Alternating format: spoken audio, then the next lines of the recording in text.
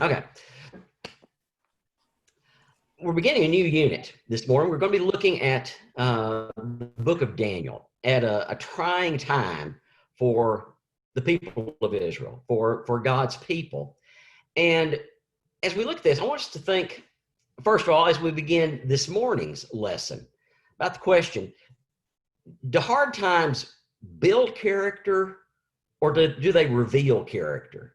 What do you think? What are your thoughts on that?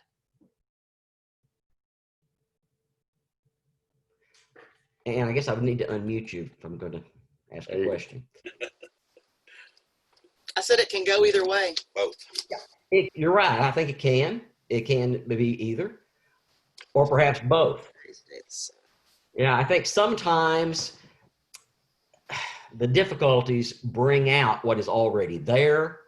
Other times it gives an opportunity to grow into a stronger sense of character. As we think about the book of Daniel, there's a couple of themes that kind of emerge, I think. First of all, the book of Daniel teaches us both through the narrative parts, because there's essentially 6 stories in the book of Daniel about the faithfulness of God's people.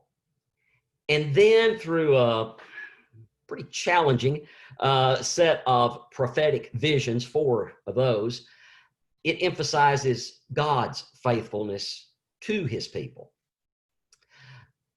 And through all of that, we see in Daniel a pretty clear picture of a struggle that is going on between good and evil, between righteousness and unrighteousness. And as we look at that, we realize conflict is inevitable, and it's equally inevitable that God's people are going to face suffering in the midst of that. We're not exempt from it. We don't get a get out of jail free card when it comes to the suffering that comes with being a part of this world. But just because God's people suffer, that does not mean God has abandoned his people. And that was an important word for a people who were in exile, a people who were far from home, far from where they wanted to be. And again, I think that's a timely word for us, because in a real sense, we've kind of been in exile since mid-March. We're in a place that's not of our choosing. We're facing a situation that we did not really anticipate. Through that, we are having to make adjustments that we never thought we would. And we're separated physically in a real sense from one another. Even those who are able to get out and be with others, there's still that physical separation. We're not shaking hands. We're not hugging. We're not up close and personal as we have been accustomed to being. It's not a situation of our choosing. But just because we're going through that, that doesn't mean God has turned his back on us. Because a key teaching of the book of Daniel is the triumph of God's kingdom. God is going to accomplish his work in his time, probably not according to our schedule, probably not according to the way we would do it, but in a manner that God knows is right. And we have to trust it to his keeping. As we look at the book of Daniel, this morning we're going to be looking at the first chapter. And the first 7 verses talk about how the treasures of Judah were taken. Daniel, the first chapter, verses 1 through 7. In the 3rd year of the reign of King Jehoiakim of Judah, King Nebuchadnezzar of Babylon came to Jerusalem and besieged it. The Lord let King Jehoiakim of Judah fall into his power, as well as some of the vessels of the house of God. These he brought to the land of Shinar and placed the vessels in the treasury of his gods. Then the king commanded his palace master, Ashpenaz, to bring some of the Israelites of the royal family and of the nobility, young men without physical defect, handsome, versed in every branch of wisdom, endowed with knowledge and insight, and competent to serve in the king's palace. They were to be taught the literature and language of the Chaldeans. The king assigned them a daily portion of the royal rations of food and wine. They were to be educated for 3 years, so that at the end of that time, they could be stationed in the king's court. Among them were Daniel, Hananiah, Mishael, and Azariah from the tribe of Judah. The palace master gave them other names. Daniel he called Belteshazzar. Hananiah he called Shadrach. Mishael he called Meshach. And Azariah he called Abednego. The first verse of this chapter establishes the context for the early part of the book of Daniel. And if you want the backstory on all this, you can go back and look at the book of 2 Kings, the end of chapter 23, first part of chapter 24. It explains in more detail some of what was going on during the time of King Jehoiakim. Jehoiakim was the grandson of King Josiah. There's a lot of those kings, frankly, that kind of run together. When we start looking at the divided kingdom, we have a little trouble sorting out some of them because, frankly, a lot of them just weren't that memorable. Josiah was one of the exceptions. Josiah was a good king. He was the king who recovered the law, the book of Deuteronomy. He's the one who instituted all kinds of reforms in terms of cleaning out the temple and re-sanctifying it and doing many things that were bringing the people of God back to where they needed to be in their relationship to him. But Josiah's son, Jehoahaz, was just the opposite. He was weak. He was not a good king for Judah.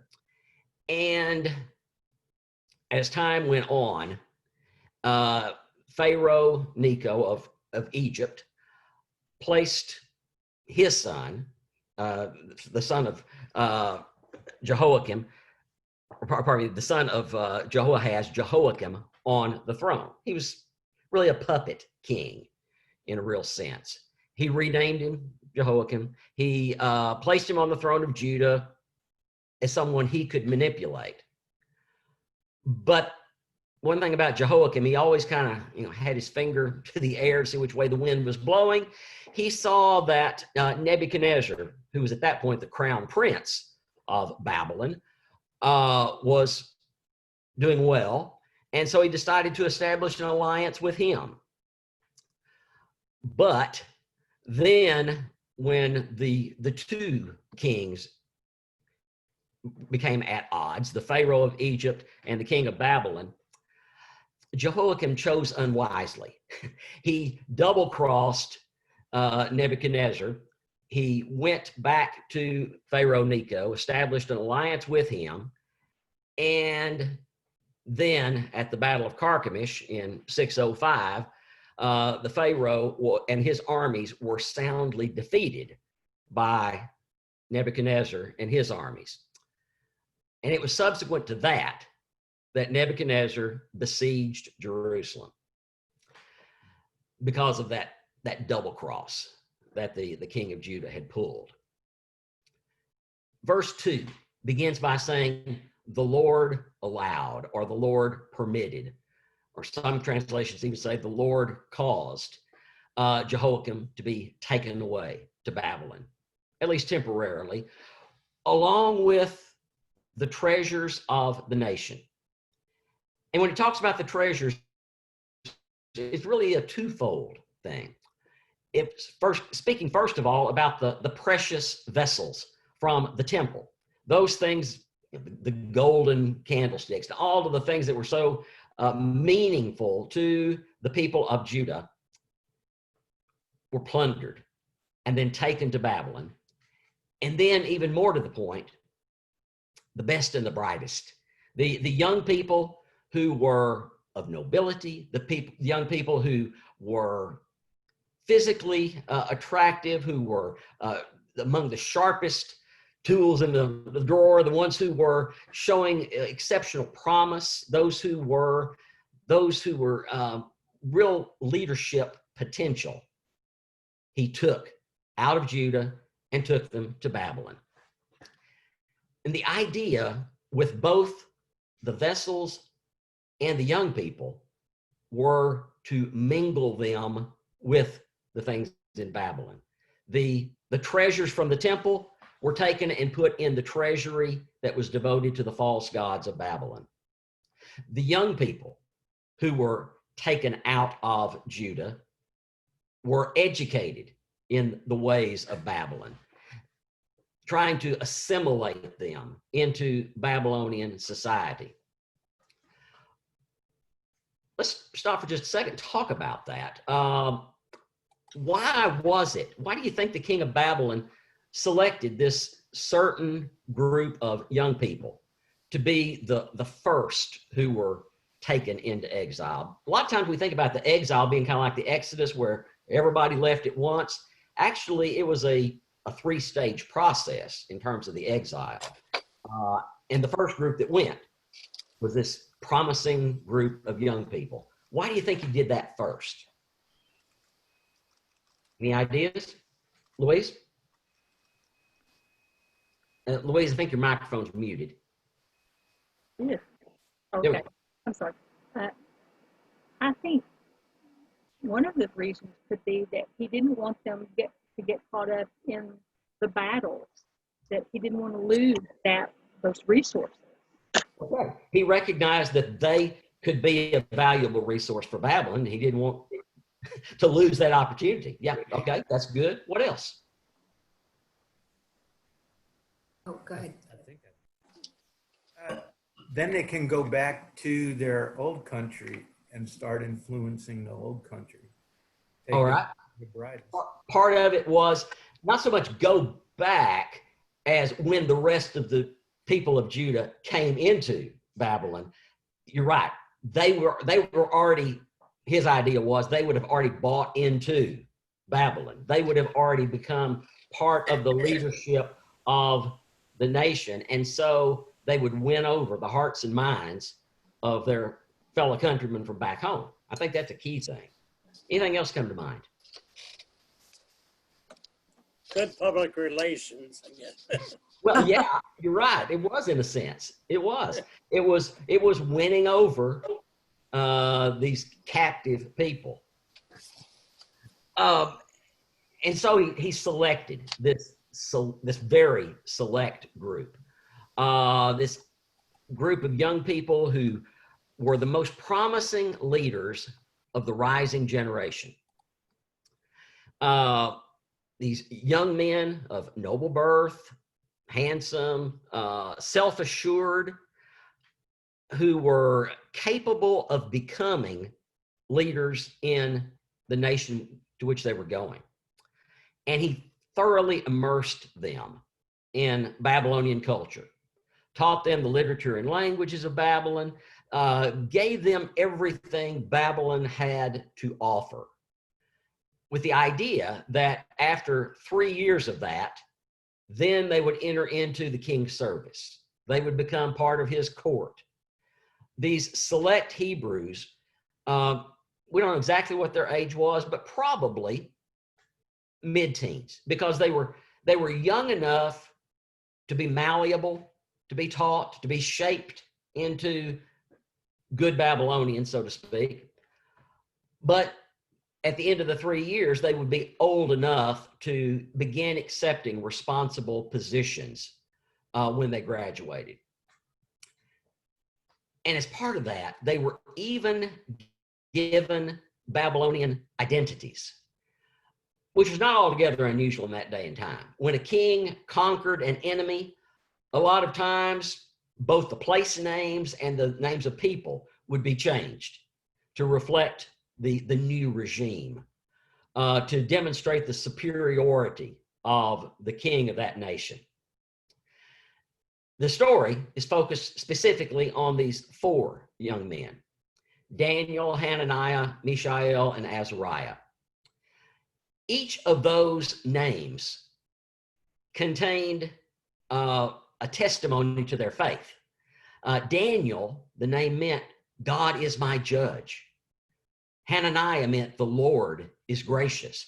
Mishael means who is what God is.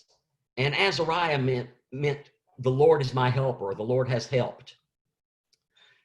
These 4 young men were then given Babylonian names: Belteshazzar, Shadrach, Meshach, and Abednego. Each of those names was derived from one of the false gods of Babylon. So what we see here is, through this name change, the Babylonians were trying to eradicate any evidence of the Hebrew God in the Hebrew religion and replace it with these false gods of Babylon. So not only were these Jewish young men to live in this heathen land, but they were also to sit at the king's table. They were to receive their meals from the king, eat the same thing that the court was eating. And in other words, they were being taught the customs of Babylon and really erasing anything distinctive about who they were as the people of God. And it's in that we begin to see the character of Daniel displayed. Verses 8 through 14 tell us, Daniel resolved that he would not defile himself with the royal rations of food and wine. So he asked the palace master to allow him not to defile himself. Now, God allowed Daniel to receive favor and compassion from the palace master. The palace master said to Daniel, I'm afraid of my lord the king. He's appointed your food and your drink. If he should see you in poorer condition than the other young men your age, you would endanger my head with the king. Then Daniel asked the guard, whom the palace master had appointed over Daniel, Hananiah, Mishael, and Azariah, please test your servants for 10 days. Let us be given vegetables to eat and water to drink. You can then compare our appearance with the appearance of the young men who eat the royal rations, and deal with your servants according to what you observe. So he agreed to this proposal and tested them for 10 days. Daniel rejected the king's plan. He resolved he wasn't going to eat the royal food or drink the king's wine. As we think about that, these 4 young men, their names had been taken away from them. Their identities had been stripped from them. They had been taken from their homeland. They were now in a new place. They were being taught all of these foreign concepts. And the line in the sand that Daniel chose to draw was, I'm not going to eat your pork chops. Why? Why was that? Why did that become the place where Daniel said, nope, not going any farther. I'm not going to bend at that point. Why do you think that was the dividing line? I think he knew that fruit and vegetables were 0 points on Weight Watchers. Sorry. That's good. What of Louise? And Louise, for some reason, not getting muted when I'm unmuting everybody else. I'm not sure what's going on. Here we go. The book mentioned 3 different aspects of that. Mhm. And my personal thought is that they just knew it wasn't helpful. I was I have this Oh, book that, Food from the Bible, and I was looking through that and reading it, and um, there were just a lot of aspects of nutrition that obviously were provided for in the history through Deuteronomy and Leviticus and all of that. But I think it just was that they knew it wasn't good for them. okay. That's certainly part of it. What else do you think was involved? Randy? You could teach me all your ways and I can pretend like I believe them, but I don't have to accept them. But when I do something physical, like eat something I'm not supposed to eat, that's different. So he didn't necessarily have to believe what they believed, but you could teach it to him and he could understand it and know it. But then eating is different. Well, that's a very good point. As far as, for example, the name change, you can't control what somebody else calls you. You can't control what you take into your own body. Right. You can't necessarily control, okay, they're going to make me sit in the classroom and learn these things, but you would be able to choose whether you apply those things or how you apply those things. This matter, though, of eating the king's food, that was a choice. That was something where they could say yes or no.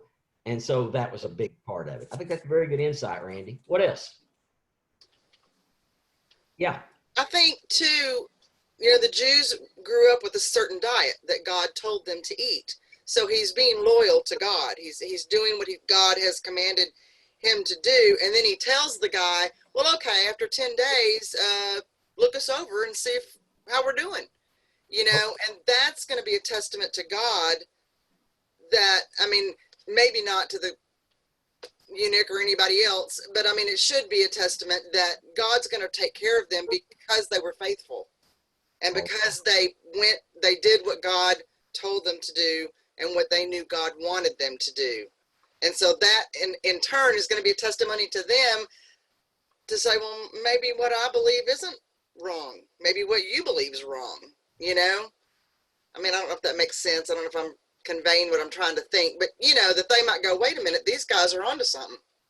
Yeah, I think you're very correct there, Jenny. I think that a big part of what was at stake here was their identity as the distinct people of God. One of the distinguishing characteristics of the people of Israel, the people of Judah, was their adherence to the law that had been given to them. And a big part of that was those dietary restrictions. What was kosher, what wasn't, what was allowed, what was not, what was unclean, and what was clean. And this was a matter of faithfulness, as you said. It was a way of them demonstrating, no, this is what our God said we're to do, and we're not going to bend at that point. It kind of comes back to what Randy was saying too. There's some things about this that were beyond their control. They didn't have a choice about going to Babylon. They didn't have a choice about what other people chose to call them. They didn't have a choice about being educated as they were. But this was a point at which they could say no. And that's why Daniel chose to do that. And as you're saying, Daniel said, not only am I not going to do this, but he made it a test. And in doing so, it really was stepping out on faith. Because Daniel, in suggesting this test, he said, give it 10 days. He set a time period, 10 days. He and his friends would eat nothing except the vegetables and drink the water. And at the end of that time, he said, I'll let you make the decision. The guards who were seeing them every day, who were appointed over them to watch over them. You tell us, who looks healthier? Would it be us, or would it be those who are dining at the king's table? And this was not a small thing, because the guard himself said, wait a minute, if you don't if this doesn't go right, my head is on the line. And that was not just an expression. He meant it literally. He would be decapitated. He would be executed if he weren't taking care of these young men as he was supposed to. And these young men also, their lives were at stake. If they were insubordinate, if they were just being rebellious and not obeying the king's command and just doing it out of spite, and as a result of that, were not the promising people that they thought, that the king thought they were, it really was a matter of life and death.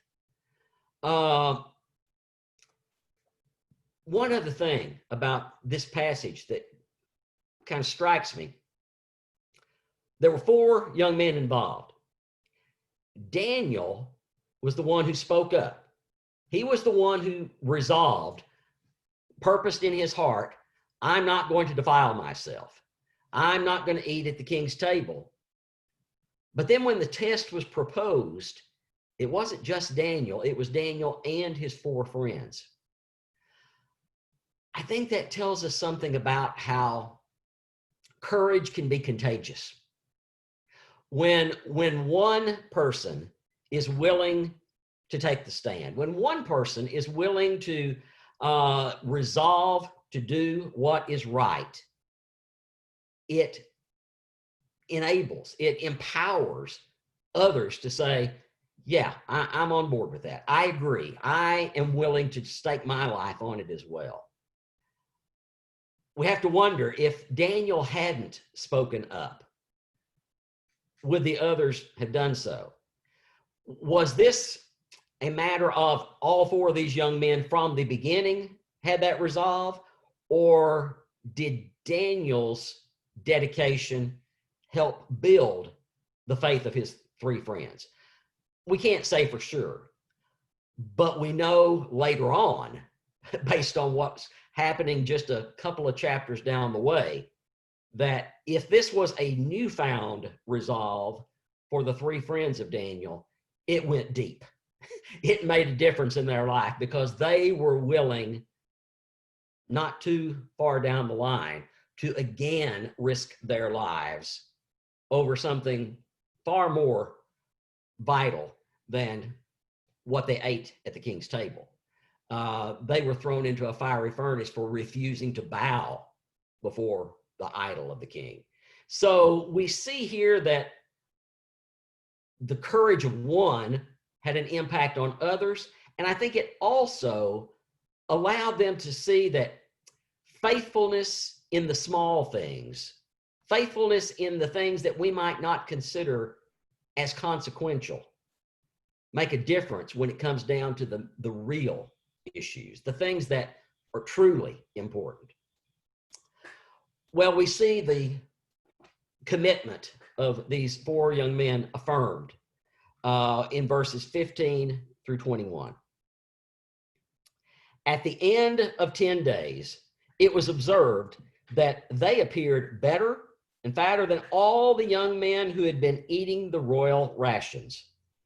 So the guard continued to withdraw the royal rations and the wine they were to drink and to give them vegetables. To these 4 young men, God gave knowledge and skill in every aspect of literature and wisdom. Daniel also had insight into all visions and dreams.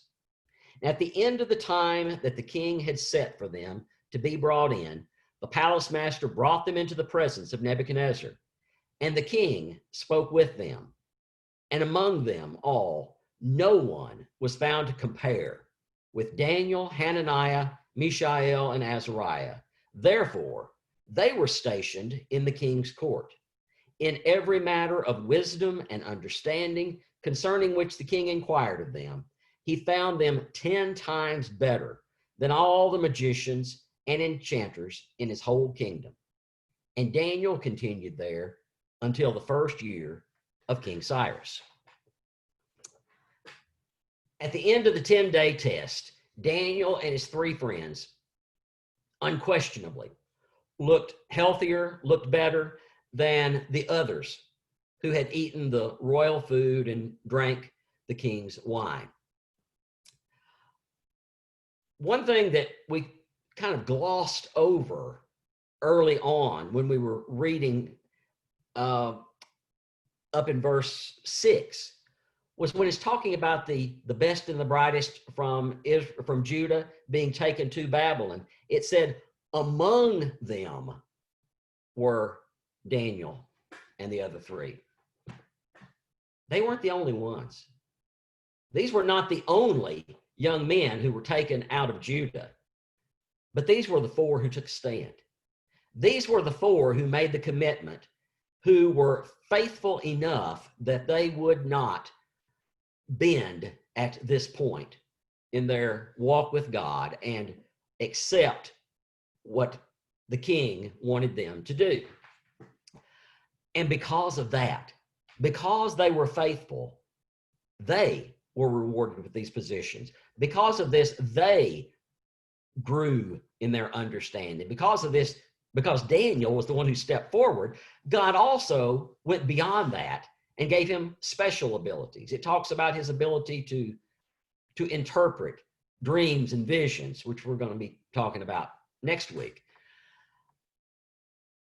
Because these young men were faithful, God blessed them in their faithfulness. An important lesson to draw from this is that God does not abandon his people, even when they're in exile. And God honored the commitment of these four by giving them these special gifts, special abilities. They mastered the learning of the Babylonian court the same way that back in Genesis, Joseph mastered everything in Pharaoh's court, and Moses did likewise in the early part of Exodus. But then Daniel was given this extra endowment of skill in interpreting visions and dreams. And at the end of this 3-year course of study that these young men were involved in, the king gave all four of them positions of leadership, positions of authority, positions of influence in his service. He found that in every aspect of wisdom, understanding, that these four were 10 times beyond their peers.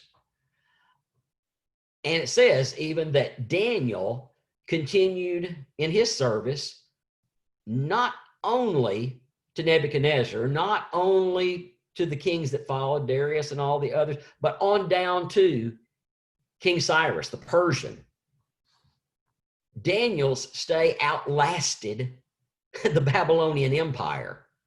The influence that he had was not even limited to the time of this empire, but extended into the next. While Daniel and his three friends refused to defile themselves by violating the Jewish dietary laws, at the same time, we see that they didn't refuse to learn what they could about the culture in which they were planted. They learned what Babylon had to offer in terms of the literature and the languages and the customs of the people. They took full advantage of the opportunities that they had been given to engage with this culture and even assume positions of authority and leadership in it.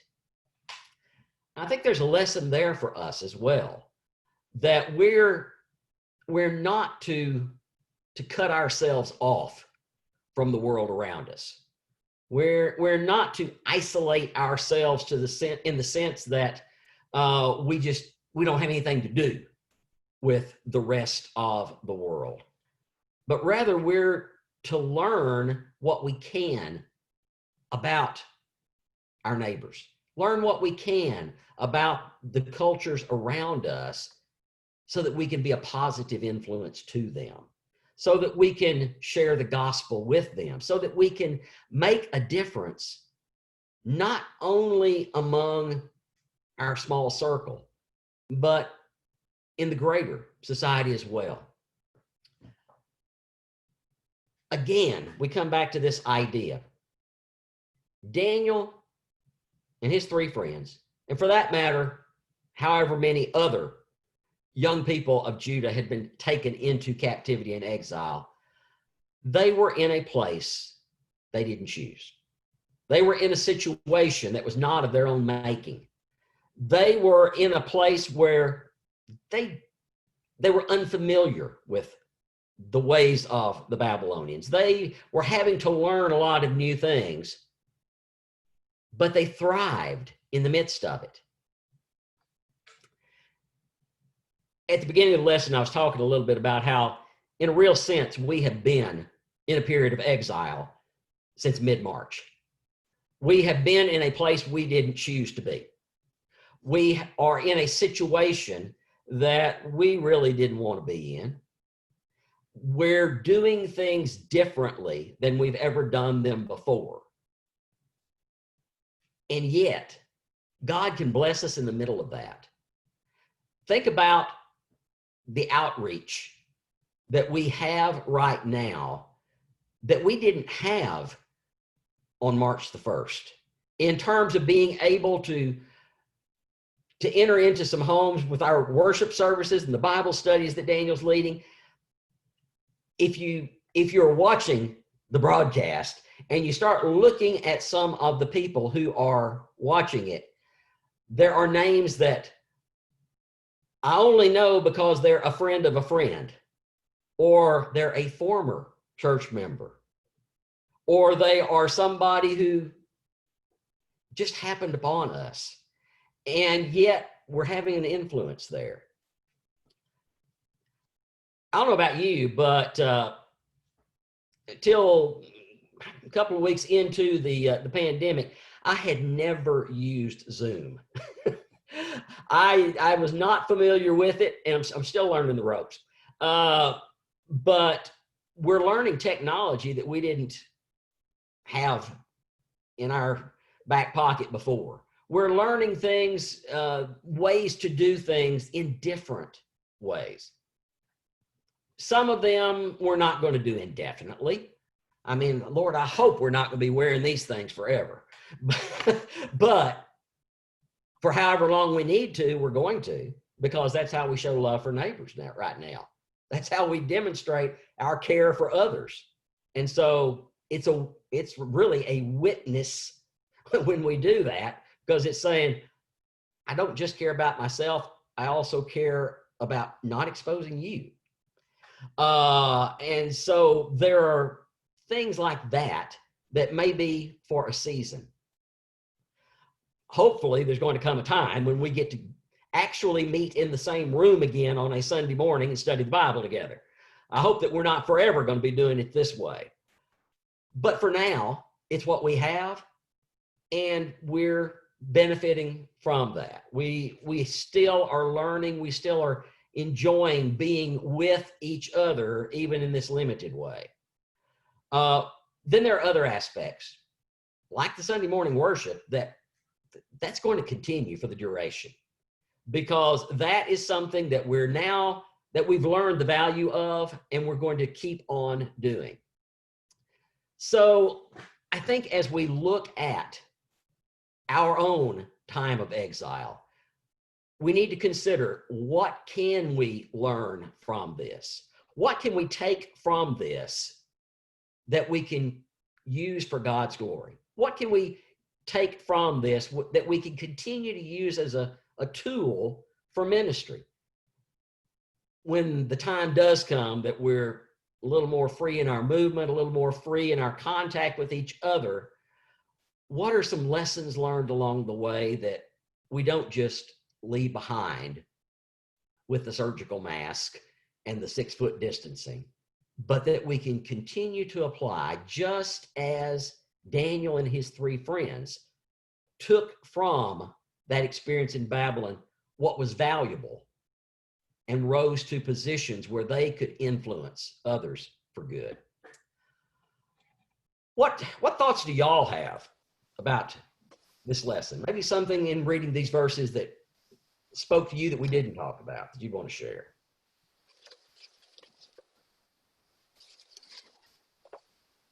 Yeah, Louise.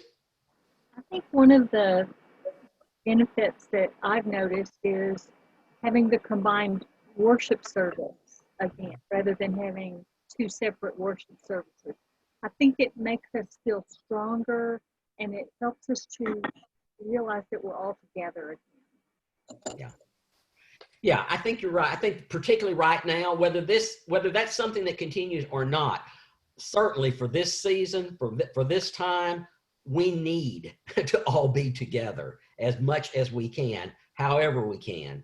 And that's a way that we're able to do it. Good point. What else? Anything else you want to share?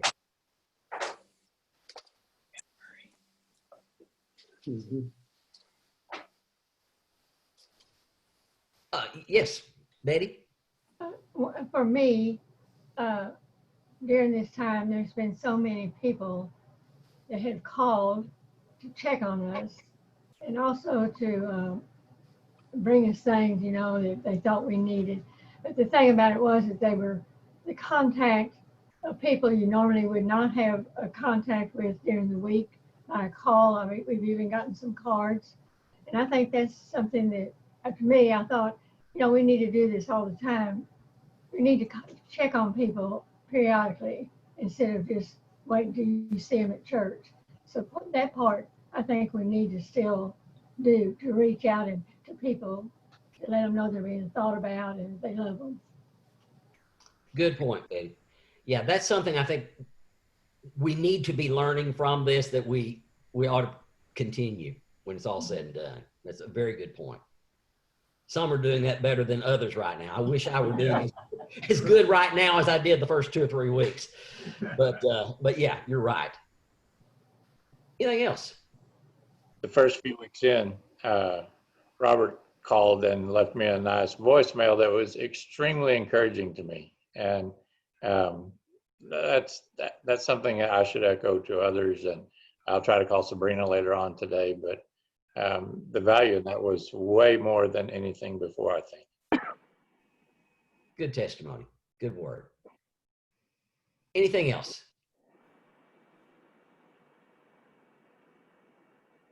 Louise, would you dismiss us with a word of prayer, please? Father, we're so thankful to have an opportunity to join together, even in this manner, to study your word. And Father, we're grateful for this lesson from Daniel, to remember that it's important for us to stand firm in your word, to stand firm in our belief. And Father, as we go out this week, I pray that you'll keep that reminder in front of us as we're tempted to stray whichever the wind blows. So Father, go with us, watch over us, protect us, and we'll give you all the thanks and glory. Amen. All right. Well, thank you. It's good to see everybody this morning. Some of us will see one another at the service in just a little while. Others will see each other's names on the screen in just a little while, I hope. But hope everybody has a good week, and see you next Sunday. Great week, everybody. Bye. Bye-bye. Bye. Bye, everyone.